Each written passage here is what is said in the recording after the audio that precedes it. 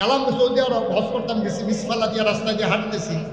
এখন মক্কা শরীফের ছোট ছোট বাচ্চারা, সৌদি আরবের বাচ্চা, আরবিতে কথা বলে। আমার কাছে নাসিনারি কথা দেখি যে বাচ্চাগুলো মারে বাবারে ধাতে যেটা টাইম আনছে, তাই মনে করছি কি দেখাবে আল্লাহ জানে, কিছু তো দেখাবে।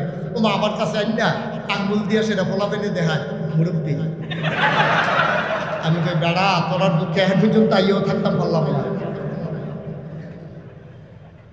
এক কথা কইয়া কি বুঝতে পারছিলাম, কথা কইতাম 5 বছর আগে ফলাফেল এটা লাগাই দিছে এই 5 আগস্টের পরে।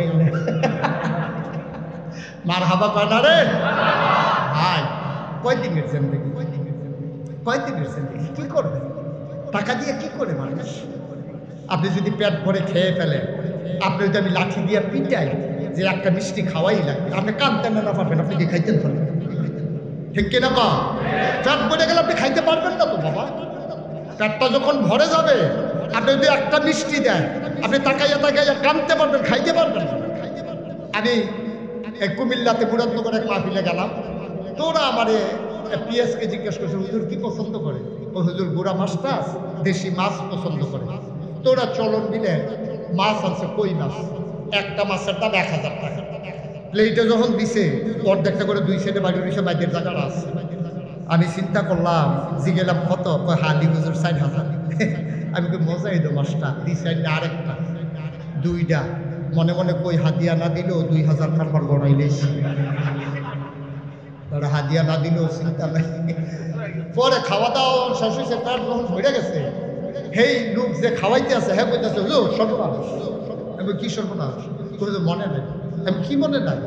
আপনার যে ডায়াবেটিস এটা তো শুনছি, এই জন্য ঢাকা থেকে স্পেশাল মিষ্টি 1400 টাকা কেজি আপনার জন্য আনছি, এটা সুগার ফ্রি, এটা খাইলে আপনার ডায়াবেটিস বাড়বে না।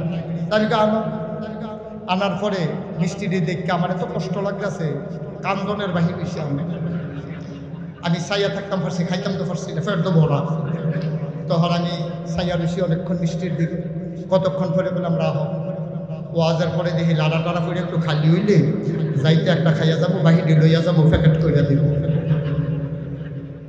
এই দূরে তো জিন্দেগি যায়। কেন আমার দেশের নেতারা বুঝে না?